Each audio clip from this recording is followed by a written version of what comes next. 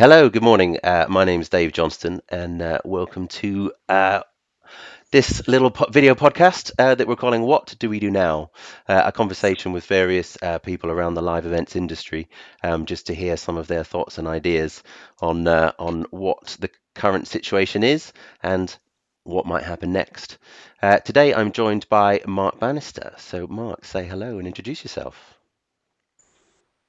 Hi, thank you, Dave. I'm Mark Bannister, head of production, currently on furlough though from George P. Johnson. Been working with Dave for getting on 10 years on various projects. I've been in the industry for almost. Fantastic. Let's start with an easy question first before we start considering life, the universe, and everything. What was the favorite job you ever did and why? I get asked this a lot, and it's the same answer every time. A Zumba instructors conference, three and a half thousand Zumba instructors across a few days, and it was crazy. It was you're taking your conference format and then sprinkling it with crazy dust. Yeah, that's the standout moment. That sounds fantastic. Um, so let's jump straight into it. What do you make of the current situation and how it might affect our industry? Obviously, there's a lot of lack of travel at the moment. There's no events taking place. Um, what are your thoughts on the current situation?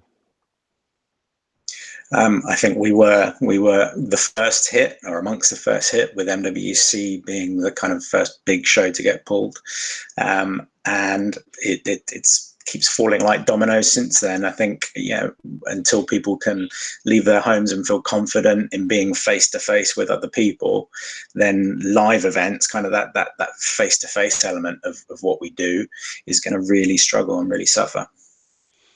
I guess the million-dollar question is like, how long do you see this going on? I mean, as a freelance production manager myself, my diary completely cleared out from about yeah, kind of February onwards. Other than doing kind of bits of pitching work on virtual events, the freelance production manager diary is really, really very empty right now. Um, how long do you think this situation could go on? I mean, it changes every day, and I think throughout this, from early February onwards, what I thought one week was wrong and completely changes the following week, because the situation just there is no precedent for it. There's very little predictability to it. As to how long, I think again it depends on the newspaper and the article you read on which day as to when we might come out of it.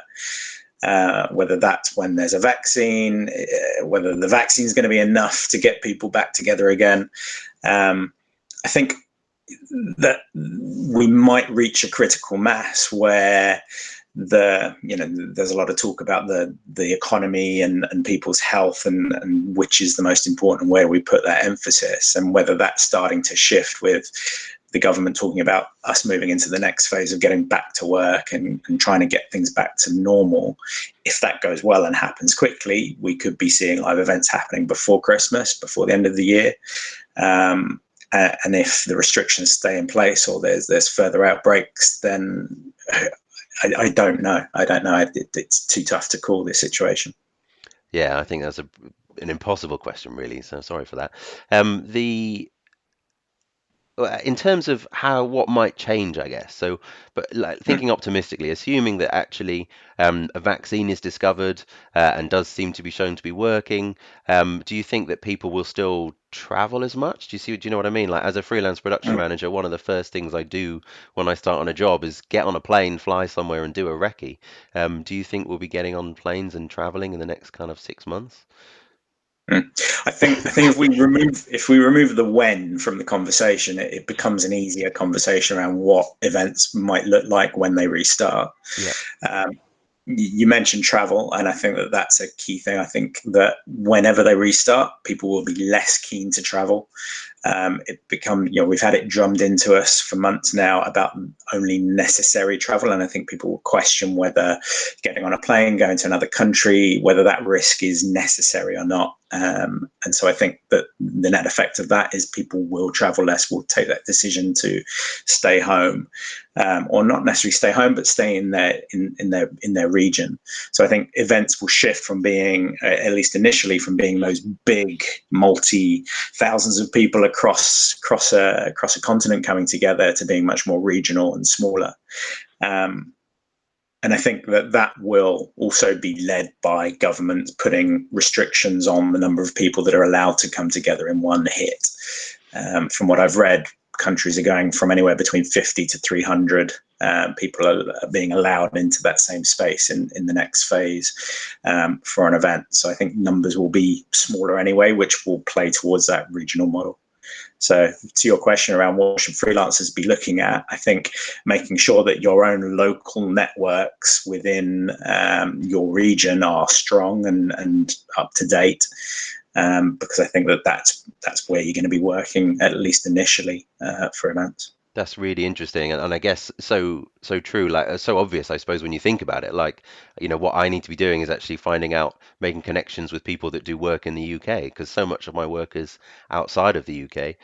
There's very little that is actually in country. But if all of the shows are going to be regional shows, then I think you're right. That's the reality of what it's going to be. Like, what else do you think might change in that kind of post-corona era in terms of how we put shows together or how we do builds? Like, I mean, we're not going to be able to run, 16 crew unloading a truck all working in close proximity. Like, do you see there being longer build times, longer de-rig times, that sort of thing? Like, how do you see what do you see, I guess, as some of the key differences post-corona? I think trying to spread people out and not resisting that kind of crowding together and lots of people working shoulder to shoulder, that will change. And I think that the way that will make that happen is with overnight builds, perhaps with builds staying in place for one show and being reused for the next and the next. Maybe Oh, we'll that's a see nice venues idea. creating event spaces that are a quick change of branding, or lots of big screen real estate, so that the change to the branding to kind of give your event that look and feel could be done digitally rather than through build. We might see that happening more of. Was already happening to an extent, but I think this now gives it a real reason and purpose behind it. Yeah, I Um, think that's a great idea. I mean, I was sort of beginning to think ahead a little bit about, kind of 6 or 12 months or however long it takes, but, the potential crash that's going on in venues as venues all try to make up for the lost rent over the last however long it ends up taking. They're going to be, back to back every single event. So if actually mm, they make you use an off-the-shelf look and feel, or like you say, some simple changing to branding, that most of that installation and most of that tech is already in place. That's quite an interesting thing, but that would affect certainly my life massively because the build is and the planning of the build is such a key part of what I do.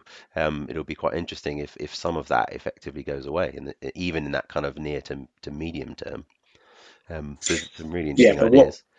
what I hope we'll find is that instead of one event for 4,000 people, we'll have 40 events for 100 people. And it might actually mean that there is more work, albeit smaller events, but more of them. Yeah, absolutely. So I guess you know we're we're expecting quite a lot to change. As freelancers, like, and as a community, are there any like particular skills that you think we need to be brushing up on? I've been doing this kind of CAD training with Dominic Main and with Tom White as part of the freelancers forum.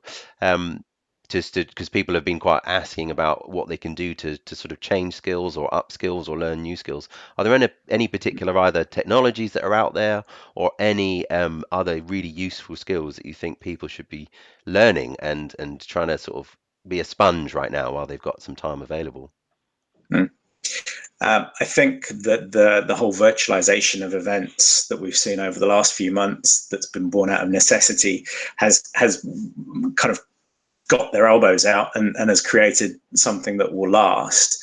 I don't think sadly that virtualization will replace the live event, but I think we will see it sitting more and more side by side with live. I think the audience numbers that people are seeing or getting from their online events will mean that they now have a place to stay, I think. That's really interesting. And in terms of the, I guess, the traditional production manager skills in particular, Mm. um, I guess how do you see that fitting into some Yeah. of that? You know, if a big show decides to go regional and actually they decide to prioritize, you know, the US and Germany, like how could or how can a UK agency or a UK freelancer make sure they understand the skills so that they can offer value into connecting those kind of separated regions together? Mm. Well, I think if you're keeping your delegates within their region, the speakers, the presenters, the company bigwigs may not be able to travel to it. So there's still going to be that need for remote studio setups for remote filming of presenters who are in your region. So the kind of the development of those plug and play kits, but with that's the way things have been working at the moment because they have to. We all know that an in-home setup will work much better with a professional lighting rig and with a small number of crew and a camera properly operated. So whether we'll see an increase in those kind of almost a hybrid ENG conference video and sound team going into presenters houses or temporary studio setups within region to be able to stream that out to the events that are happening elsewhere. Yeah, I mean, I've You might personally have miss been that. definitely been involved in planning some of those things and costing out some of those things for the kind of Mm, near term, exactly as you just described. Like, how do we get kits into the CEO's house, or how do we get them into once it goes back to social distancing? Like, how do we get something into their office and mm, starting to cost up things and plan things in that way. So that connectivity piece, I guess, being really quite important to the whole shows taking mm. place. So yeah, we're kind of running out of time, but it's been really interesting conversation. I guess it's quite a dark time. There's a lot of really difficult times ahead for a lot of people. Kind of financially and professionally. But if we were to try and think sort of positively, I just wanted to ask you, like, what was the best piece of work advice, I guess, that you were ever given, that you've kind of taken through your career? I think I learned quite early on, probably back in imagination years. It was very much an ethos, going back 15 years ago. There, that the freelancers were as an important part of the team as the full time team members. So that's something that I've always taken forward and always, I hope, treated all of the freelancers who are working on a team equally as if they were the part of the full time team. Yeah, Marvelous. that's it. And so, just to kind of wrap up, like, I'm planning to kind of do this as a series, sort of every few days. I've got quite a few different people lined up to kind of have some conversations. Mark, it'd be great to get you back and involve and join maybe a slightly more panel conversation as well, later on at some point if you'd be interested in that. But for today, thank you very much. You're welcome. Thanks, Dave. Thanks for the chance. Been really interesting. Stay safe, everybody. Bye bye.